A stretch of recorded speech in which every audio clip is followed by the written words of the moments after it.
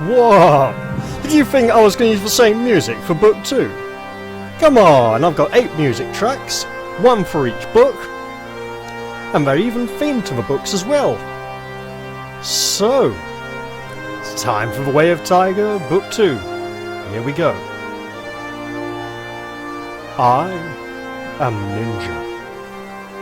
My parents are the heaven and the earth. My home is my body. My power is loyalty. My magic is training. My life and my death is breathing. My body is control. My eyes are the sun and the moon. My ears are sensitivity. My laws are self-protection. My strength is adaptability. My ambition is taking every opportunity with fullness. My friend is my mind. My enemy is carelessness. My protection is right action. My weapons are everything that exists. My strategy is one foot in front of the other. My trust is in quad. My way is the way of the tiger.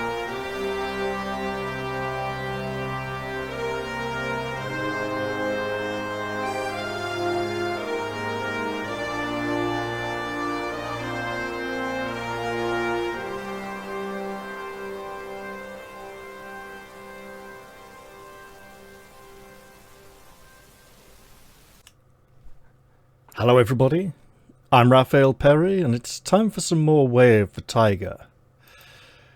Now in the comments section of the last episode, a viewer very kindly reminded me of the combat rules because I'd made a couple of slight mistakes in the previous episode.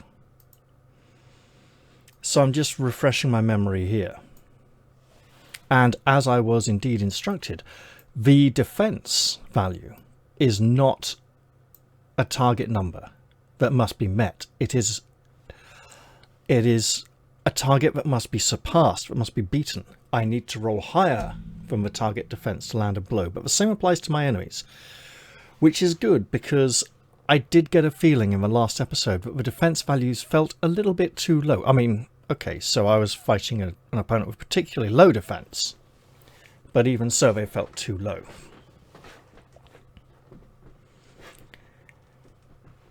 When blocking, I need to roll under my defense, which essentially means, if we look at this page with these two columns and the, well, it's a double page really, and the sort of pillar of blank space down the center, right? Left hand column, roll under defense, that's a miss. Right hand column, roll over defense, that is a hit. In the middle, rolling bang on the defense value is a miss if it's an attack, but a hit if it's a block. So essentially, blocking is re-rolling the enemy attack, but they're getting a +1 bonus to hit. Now, why are they getting that bonus? Probably because that attack was going to hit me if I hadn't tried to block it. Right? It's not like the attack went wide and I didn't even need to block it. And of course, blocking gives me -2 on my next attack roll. Throwing, interestingly, is described as... However, if you are successful, no damage is done to your attacker, but you will be allowed another attack, a punch or kick, and it will be much easier to strike a thrown opponent. If you're successful with this, you follow your follow-up attack. Add 2 to the damage you inflict. In my experience with every single fight in the series, if you throw the opponent, you are directed to the same punch or kick section that you would have used for your normal punch or kick. It is no easier to strike a thrown opponent, but you do get the damage bonus. Additionally, in book 2, we've had virtually no fights where we can throw opponents, and that is a pattern that's going to continue for pretty much the entire book. we can start throwing opponents in Book 3 again. Now, in Book 1, in most fights, apart from Gorobei, the Ogre, and the big showdown against Yaemon at the end, there was a very nice simple pattern of throw, then kick, or throw, then punch. Just a throw alternated with an attack. Taking it nice and easy, you know, getting our opponent off balance and then pummeling the crap out of them as they stagger to regain their senses. In this case, we've had, ghostly figure that can't be toppled. A goblin king whose magic flying sword would probably skewer us if we tried to jump into the air to twist him off balance. And that pattern's going to continue quite significantly for most of this book, as I said. This does mean that all the upcoming fights are now going to be ever so slightly harder because more attacks will miss. And that's going to be interesting. So we were on section 9. In the last episode, we had escaped the goblin tunnels and met the young group of fledgling adventurers facing down a barbarian warlord outside his barrow, within the stinking cloud that the sorcerer or magician had summoned, which really didn't do anything to the undead warlord at all and rather inconvenienced the rest of the party. The warrior took a very serious wound to his sword arm, but we gave him the magic flying sword, the dancing sword from the Goblin King, which he is able to use and direct as he wishes. And in exchange for that, the magician has been coerced into giving us his Sunstar Ring, the command word for which is Rahelios, which will blast a ball of fire at an opponent when activated. And so we lay down to sleep, diseased, not very badly wounded. In fact, I'm not sure we were wounded at all. The reason I'm not sure is we had a total heal for the night's rest. In fact, let's look at this. So,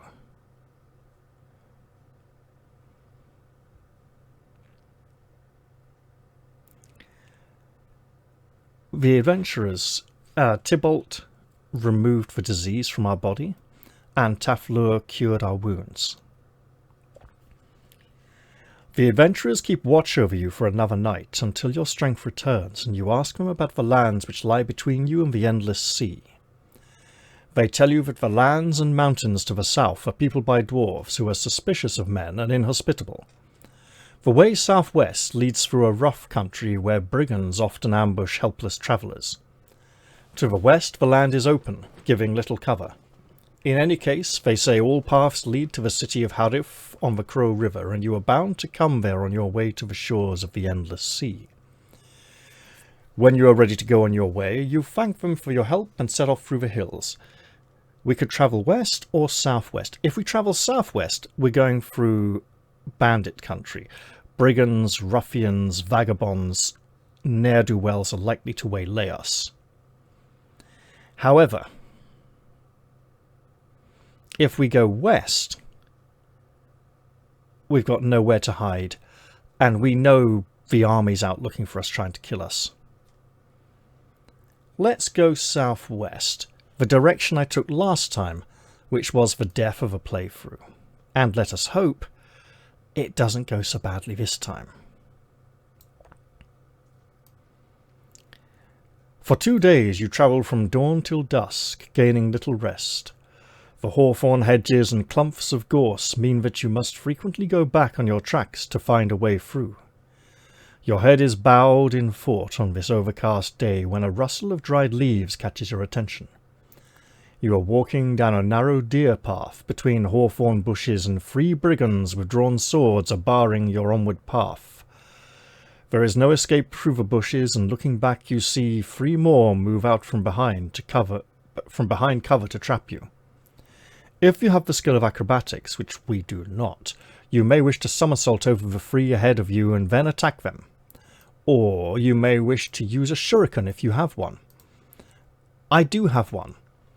And as I mentioned previously, if that shuriken had a motto, it would be... Oh, it's don't waste it. It's, do not forsake me, oh my darling. No, come on. I'm saving it for a very specific moment later on. Or poison needle if you're skilled with them. I am not. If not, you can only advance to attack the three you saw first. I'm saving that throwing star for a later encounter. And here we see indeed a bunch of vagabonds emerging from the path side. Inexplicably, a chill of fear runs through you as they draw their swords. If they are mere brigands, they should pose little threat. As you approach in fighting stance, you notice that they stand together, awaiting your attack like trained soldiers, not bandits. Which type of move will you choose to unleash the power of your body? A leaping tiger kick, a tiger's paw chop, or a whirlpool throw? I am reluctant to use a throw in a group combat against multiple opponents, because I may leave myself vulnerable, especially as these men are moving like trained soldiers, not like a disorganized rabble.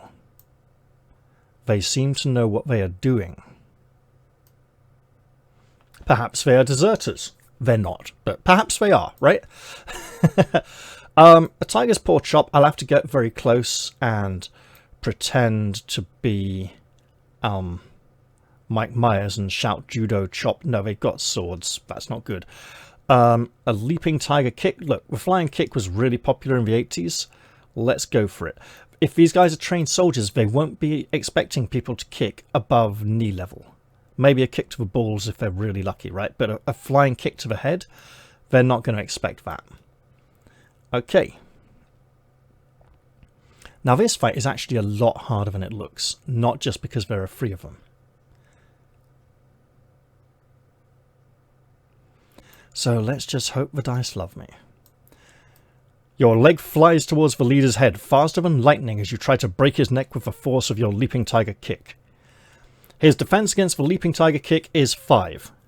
We have a kick modifier of +1, so if we roll a 5 or higher, we will hit him. That is quite easy. I do recall, last time I did this, I couldn't land a blow.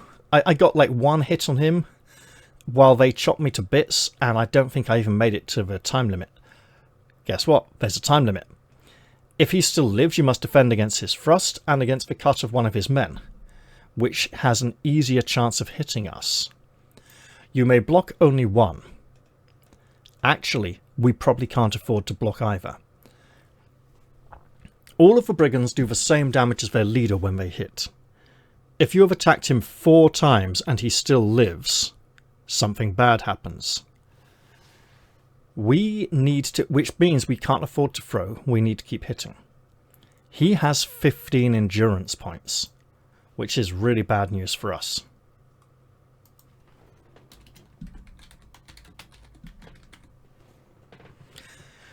So I think we have to kick with inner force to stand a chance. If we kick, we are doing 3 to 8 damage. If we kick with inner force, we are doing 8 to 16 damage. And while we are unlikely to fell him with a single kick, as long as we don't roll really low for damage, we might not need to use inner force on the second kick. If we get hit by one of them, that's okay, although they do the same damage as a normal kick from us. If we get hit by 2 of them, we are in serious trouble. I cannot afford to block, because if I block, I will need to roll 7s to hit him instead of 5s, and I need to get those 5 kicks in to shut the... Okay, let's say I get my kick in, I do some damage, he's still alive, pretty likely. I get hit once or twice. If I block one of those attacks and don't take the damage, I'm then needing to roll a 7 to finish the fight instead of a 5 to finish the fight. And if I finish that fight on a 5, I'm not taking any more damage. So I'm trying for a 2-kick victory here.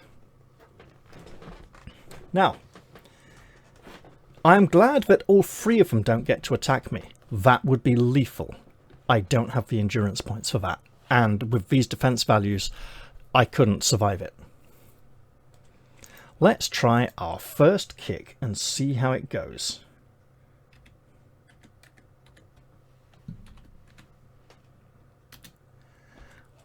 I did say in a force. I just want to be clear, you're supposed to declare it before the attack, but I am definitely doing it because it's about the only way I'm going to make it through this. So,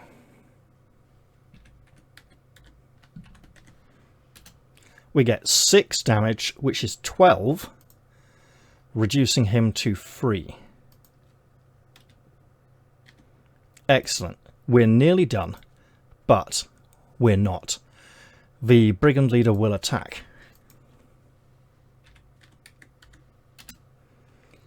He rolls a 5. Our defense against him is a 7, so he needed an 8 to hit.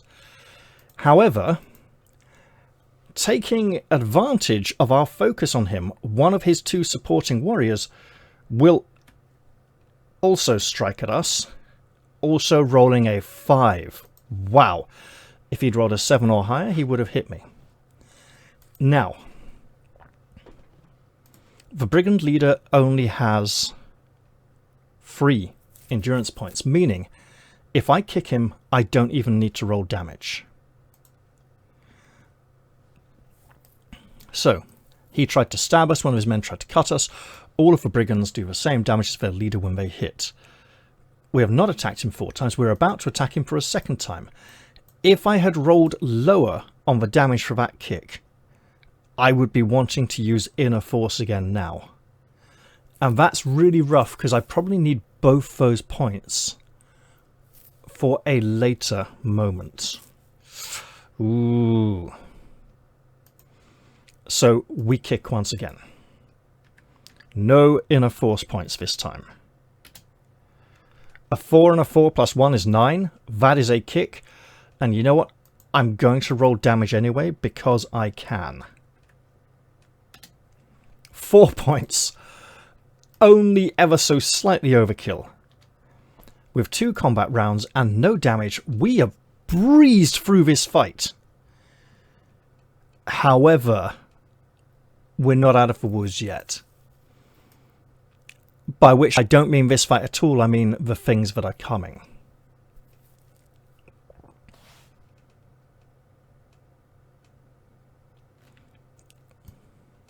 He is defeated.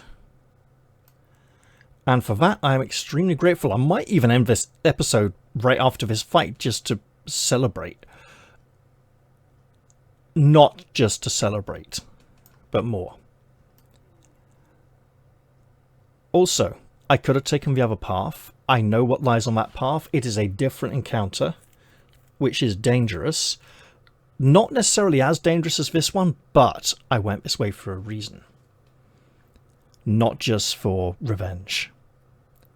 The brigand's leader lies horribly twisted. The others, filled with fear at the sight of what you have done, have run in panic and are soon lost to sight.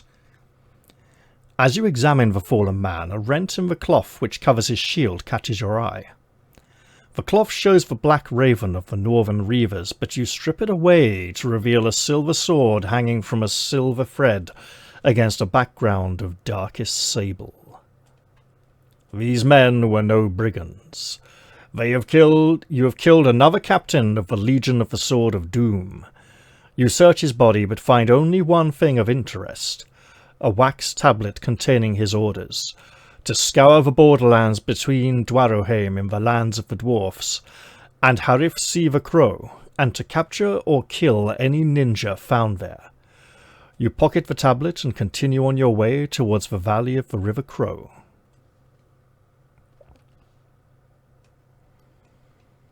Okay. So, now we know that the Legion of the Sword of Doom are searching for us in this land. They are also disguised as brigands, reavers, ruffians, ne'er-do-wells. Why is this? We were obviously going to detect them as enemies the moment they attacked. But they're not disguised from us. They are disguising themselves from the other brigands in the area. Because if the brigands in the area realise the Legion of the Sword of Doom is operating on possibly a very large scale with multiple units of them in the area, the brigands are likely to react to this. Now, that doesn't mean they'll attack, but they might get uppity, they might run away, they might make it very obvious. And if we saw the local ruffians running away, we would know there's something unusual going on. Now, I'm going to just do a quick 2:27. Okay, so that's been like 19 minutes. That would be a very short episode, but I have a good reason for this, right? What follows... The next section of the adventure will take up a lot of time and effort.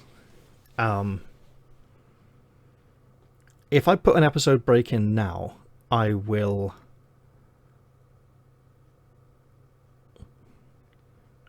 upload the next one pretty soon afterwards and pretty much record it immediately afterwards. Because I'm on a roll here, right? I'm lucky, but I know how much content I've got to get through for this next section. And honestly, what's coming next is the highlight of the book. It is the best part of book 2 without a doubt, in my opinion.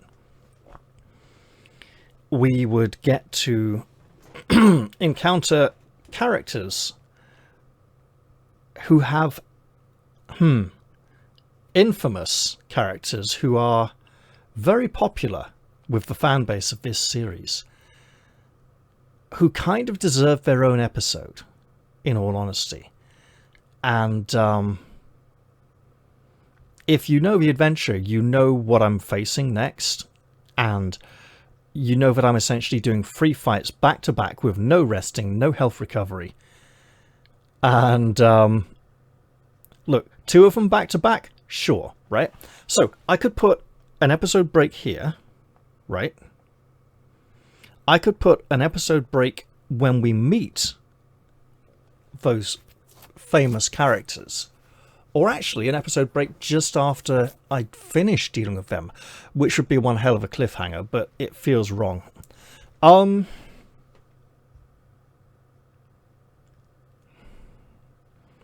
it all weighs rather heavily on one single dice roll. Ugh, it's horrible. It really is horrible.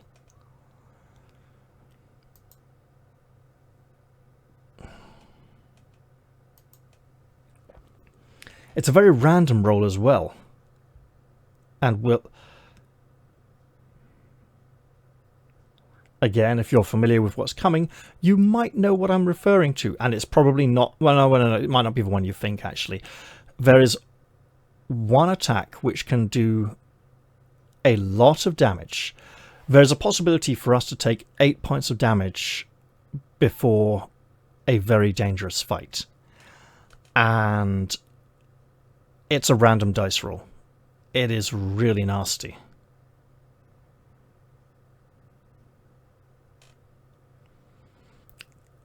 If I press on, so if I end the episode now, I get to give it a nice, picture of the brigands in the thumbnail, title about defeating them, and then I can focus on the fun stuff in the next one, right? If I push on all the way, the brigands would get kind of overlooked, and the thumbnail would obviously focus on the other stuff. So I think I will wrap this one here, actually. Let's just ignore these names up here and these names here, which will be very relevant in the next episode. You know what I mean. And if you don't, hey, the next episode's going to be awesome. Come back and see that one too. I'm not going to put it up the same day, because I'm going to give people time to watch this one, but I'll pretty much put it up the next day straight away. And if I'm putting up another episode of something else, I'll put up Way of the Tiger as well. Keep this going, because this is a really good narrative part of the adventure. With that said, I am going to end this one here. I hope you all enjoy this episode, and I will look forward to seeing you all in the very next one. I'll say goodbye for now, though, and cheerio, everyone. See you all soon.